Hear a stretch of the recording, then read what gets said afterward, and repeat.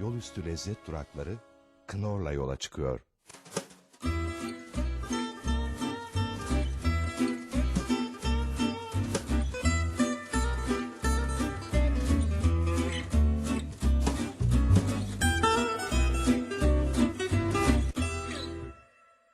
Merhaba sevgili izleyiciler. Pilavı sevmeyeniniz var mı? Sizi bilmem ama ben bayılırım. Yemeğe doyamam. Dünya mutfaklarının bu vazgeçilmez lezzeti Türk mutfağında da baş köşede oturur. Her yörede ayrı tarzda, ayrı lezzette pilav vardır. Bu hafta sizleri eski programlardan derlediğimiz bir pilav yolculuğuna çıkartacağız. Ne demişler? Pilavdan dönenin kaşığı kırılsın.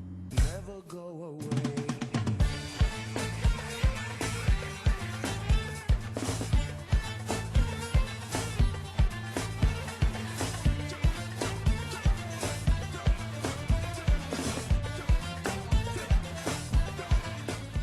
Karadeniz'in hamsili pilavı karşısında kendimden geçtim.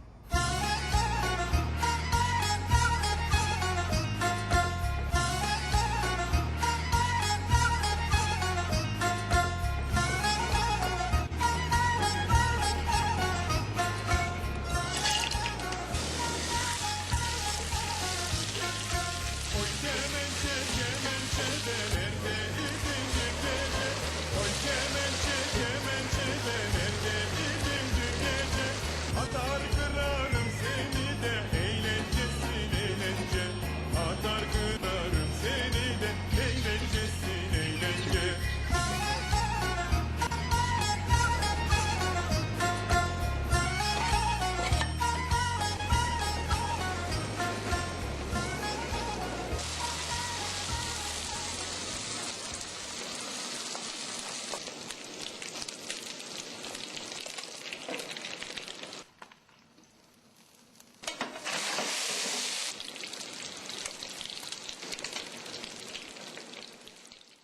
Ordu-Samsun karayolunda sahilde Karadeniz'de kucak kucağa olan Vonalı Celal tam 35 yıldan beri bölgenin en önemli lezzet duraklarından bir tanesi.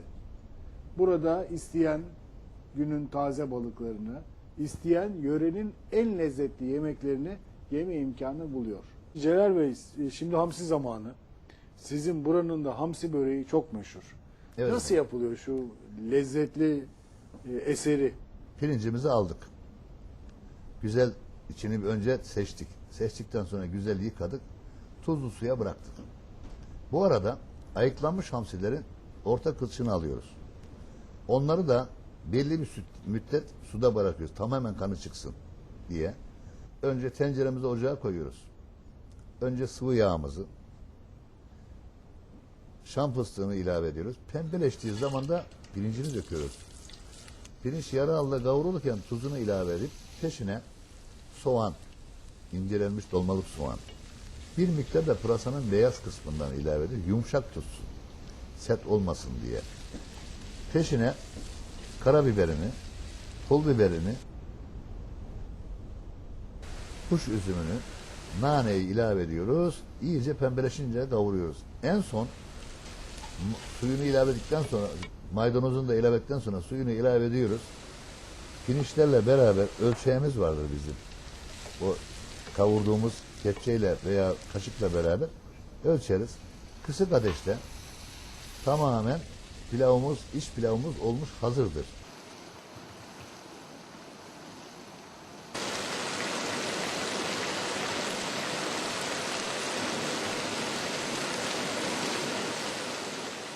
İkinci amelede pişireceğimiz tepsi, fırında pişireceksek tepsiye yapıyoruz. Tavada yapacaksak tavamızı önce bir yağlıyoruz. Hamsilerimizi tavanın dört kenarından önce yayıyoruz. Tamamen tavayla ilgisi kalmıyor. Hazırlamış olduğumuz pilavımızı da içine boca edip üzerlerini kapatıp normal bir ateşte, çok harlı ateşte olması şey değil, harlı bir ateşte değil, orta ateşte çevirerek pişiriyoruz. Müşterinin beğenisine sunuyoruz.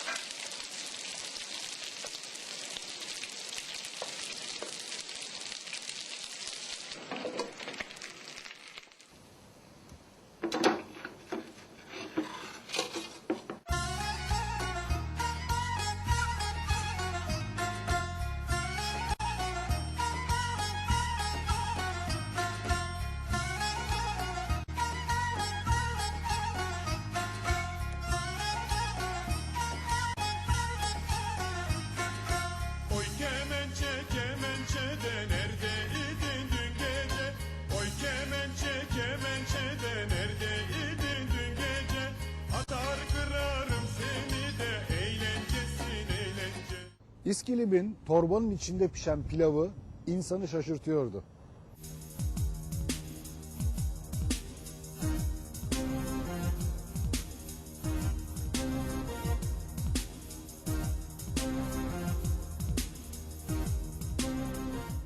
Karakeçili mahallesindeki Katipler Konağı, yöresel yemek yemek isteyenler için en ideal ve az bulunur lezzet duraklarından bir tanesi. Esra Hanım, sizin bütün o yöre yemeklerinin çok lezzetli olduğunu biliyorum ama bir baş yemek var. Düğün yemeği, şölen yemeği, İskilip dolması. Bunun hakkında biraz bilgi verir misiniz bana? İskilip dolması Osmanlı Sahra mutfağının yemeklerinden birisi. 500 yıldır İskilip yöresinde, özellikle büyük davet yemeklerinde yanında çorba ve helva ile birlikte ikram ediliyor. Özelliği pirincinin akçeltikten kullanılması. Nedir bu akçeltik pirinci? Nerede yetişiyor? Akçeltik pirinci Çorum'un Osmancık ilçesinde yetişir. Özelliği çok fazla su tutması nedeniyle uzaması, tadının aromatik ve lezzetli olmasıdır.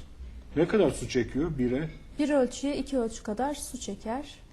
Peki bana bu İskilip dolmasını, bir defa bu dolma değil galiba, pilav üstü et, bir nevi etli pilav diyelim daha doğrusu. Niye dolma demişler? Çünkü pilav yarı pişirildikten sonra cağı adı verilen özel bez torbaların içerisine doldurulup ağzı bağlanıp bu şekilde pişirildiği için dolma ismi demişler. verilmiş. Peki gelelim en başından malzemeleriyle birlikte pişmesine kadar geçen safhayı bir anlatır mısınız Esra Hanım? İskilip dolmasının ana malzemeleri kemikli kuzu eti, pilav, soğan, tereyağı, karabiber ve tuzdur. Soğanlar ince doğranarak kavrulur bol tereyağında. Peki soğanı bayağı Altın rengi olana kadar kavuruyoruz. uzun uzun kavuruyorsunuz tereyağında.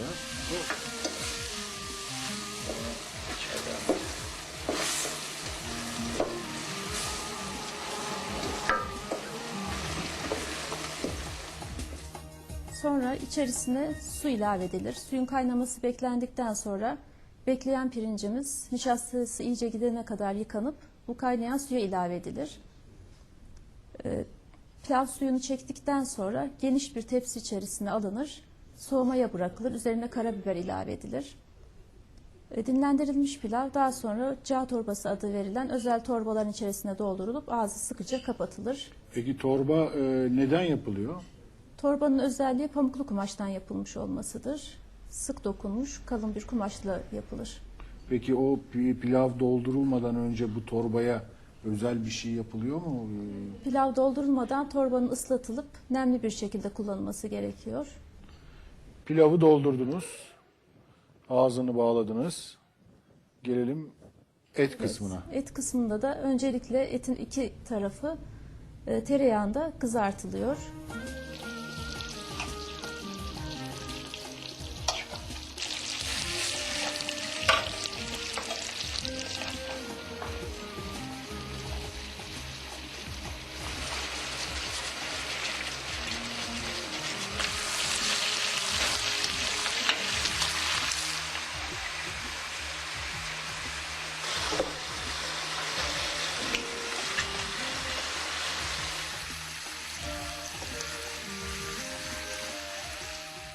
Derin bakır kapların dibine yerleştirilir. Üzerine soğan, karabiber ve su ilave edilir. Kazanın içerisine saca yağı, üzerine ters çevrilmiş sini yerleştirilir. Torba içerisinde hazırladığımız pilav sininin üzerine yerleştirildikten sonra kazanın kapağı kapatılır. Kapağın kenarları katı hazırlanmış bir hamurla içinden sadece buhar geçebilecek bir delik bırakılacak şekilde kapatılır. Peki bu pilav etin buharıyla mı tekrar torbanın içinde pişiyor? Evet. Niye torbanın içine koyuyorlar bu pilavı? Ya onun hakkında bir bilginiz var mı? Bu pilavın yarı pişmiş pilav akçaatik kullanıldığı için etin suyunun buharıyla daha lezzetli olması, pirincinin tane tane diri bir şekilde pişmesi için torba içerisinde kullanılıyor. Sonra 5-6 saat pişti. Piştikten sonra kazanın kapağı açılır.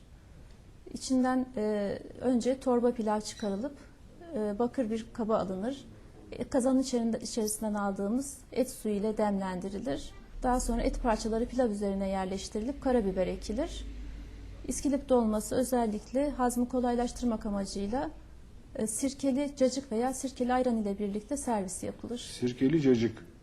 Ya, Çorum'a ait bir şey mi o da? Evet, Çorum'da mutlaka İskilip dolmasının yanında ikram edilen bir içecek.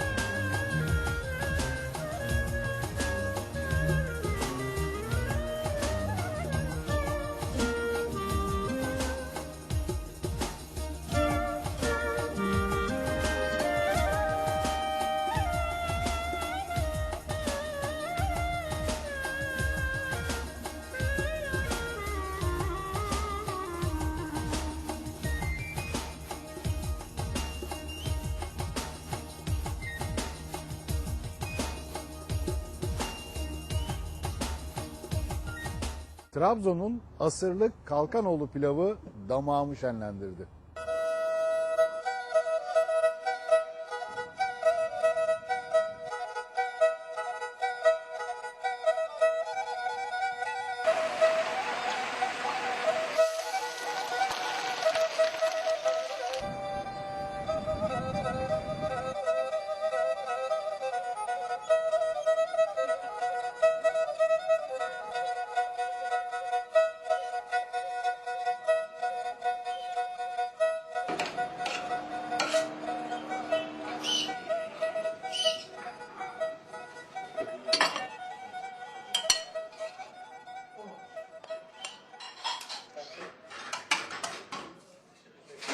Trabzon'da Tophane Sokağı'nda Kalkanoğlu Pilav Evi'ndeyiz. Burası Trabzon'un en önemli lezzet duraklarından bir tanesi. Çünkü tam 150 yıldan beri burada pilav pişiyor. Yanımda Taner Usta var. 4. kuşaksınız zannediyorum. Ben 4. kuşağım, evet. Bir anlatır mısınız şu asırlık pilavı bize nasıl yapıyorsunuz? Şimdi biz burada dededen bu işi öğrendik. 150 seneden beri devam ediyoruz. Pilavımız önce kemik suları hazırlıyoruz. Pardon. Et sularını hazırlıyoruz. Dedeniz kimdi? Yani Benim dedem Ahmet Kalkanoğlu. Onun babası Süleyman. Ben 4. padişahın pilavcı başısı mı? Padişahın pilavcı başısı Süleyman Ağa. Ondan beri pilav geleneği devam ediyor. Nasıl yapıyorsunuz? Bir anlatır mısınız? Şöyle kısaca bir özetler misiniz? Kısaca pilavı, et suları, kemik suları bunu daha önce hazırlıyoruz. Kemikler uzun bir zaman kaynıyor. Bütün ilikleri su oluncaya kadar kaynıyor. Etlerin kavuruyorken sularını alıyoruz. Et suyu ve pilav suyunu kaynatıyoruz. Kemik suyu ve etten oluşan suyumuzu. Daha önce 1-2 saat suya bıraktığımız pirinci haşlama denilen tabirle suyun içine döküyoruz. Bundan sonrası biraz el becerisine giriyor.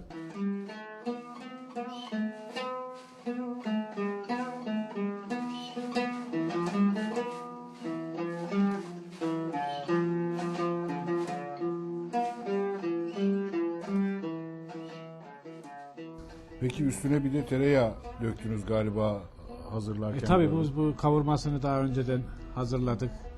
Pilavı iyice çektikten sonra suyunu başka bir yerde hazırladığımız yağı biraz yakarak, lezzetli olsun diye biraz yakarak pilavın üzerine döküyoruz. Peki bu pirinç nerenin pirinci? Pirinç çeşitli yörelerin, bizim pirinç nerenin pirinci değil de işte çeşitli yörelerde çeşitli tohumlar oluyorlar. Biz kendimize uyanını seçiyoruz. Bu Terme'den oluyor, Bafra'dan oluyor, Osmancık'tan oluyor. Ama tohumu önemli. Nere olduğu önemli. Nereden alındığı önemli değil. Peki siz 150 yıldan beri aynı mekanda mı bunu pişiriyorsunuz? Yani bu servisi yapıyorsunuz. 150 yıldır aynı mevkideyiz. Fakat bundan 10 sene önce dükkanımız hemen yan taraftaydı. Küçük bir dükkandı. Ne kadar küçük? 15 metrekare bir dükkandı. Pilavı evde pişirip getiriyorduk. Hatta biz de pilavı biz pişirmiyorduk. Bizim annemiz pişiriyordu. Ondan önce babaannemiz pişiriyordu. Erkekler biraz ağırlık var ya. Büyüktü babalarımız, dedelerimiz getirip dükkanda satıyordular. Bir masa vardı değil mi? Tek masa, tek masada. Mermer masa. Tek bir mermer masada 12 kişilik alabiliyordu. Tek bir mermer masada oturup insanlarımız pilavı yiyordular. Ama zaman içinde tek masada insanlar oturmamaya başladı. Biz de arayış içinde birkaç masa daha ilave ettik. Fazla da yapamadık. Peki o tereyağı, sapsarı tereyağı nereden geliyor? Nereden alıyorsunuz? Bu tereyağını biz özellikle seçip alıyoruz. Yaylalardan. Yaylalardan genellikle bu Tonya yörelerinin yağlarını tercih ediyoruz. Yaylalarından gelen yağlar ama bu mevsim itibariyle hayvanlar yaylada Tereyağı yavan biraz. yavanlaştı. Yaylalarda otlayamadığı için pek o yaz bahardaki gibi tadı bulamıyoruz tereyağı. Bir de dikkat ettim kiloyla satıyorsunuz pilavı. Niye kiloyla? Burada pilav hep Yani kiloyla kepçeyle satılmış. deyince- Yani 150 yıldır hep kiloyla satılmış. Bunun esprisi de kimsenin hakkı kimseye geçmesin. Hatta dedem derdi ki terazinin adaleti kepçenin hilesi vardır. Oğlum kepçeyle vermeyin. Vermeyelim. Bunu tartıp Kimsenin verin. hakkı kimseye geçmesin. Kimseye geçmesin. Burada yarım kilo standarttır. Yarım kilo pilav veriyoruz.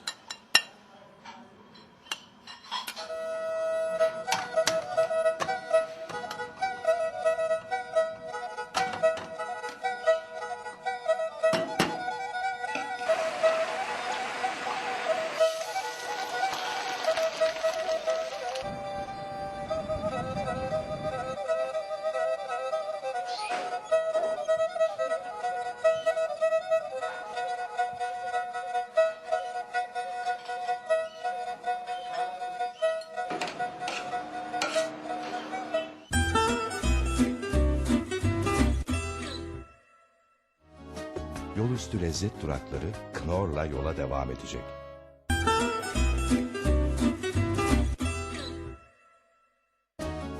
Yolüstü lezzet durakları Knorr'la yola devam ediyor. Isparta'nın kabunesi tam bir lezzet şaheseriydi.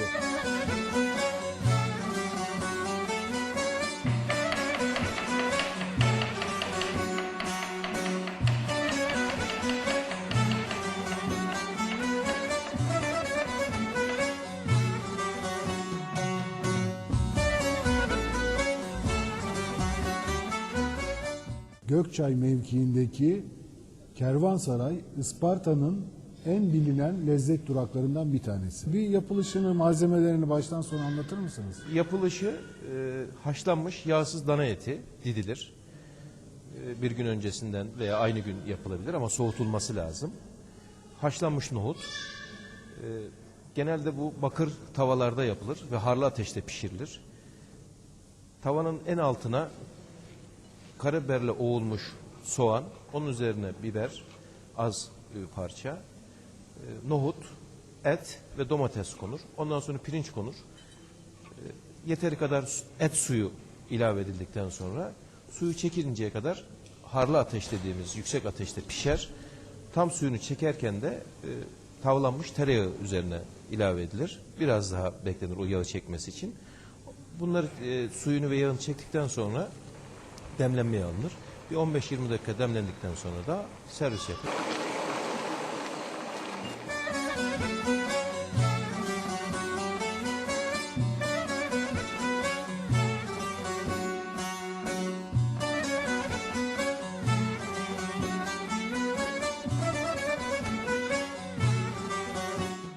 Türkiye'nin çeşitli yerlerinde yaptığımız lezzetli pilav yolculuğu burada sona erdi.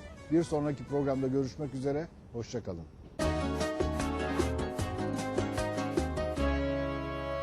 Yolüstü lezzet durakları gelecek programda da Knorr'la yola devam edecek.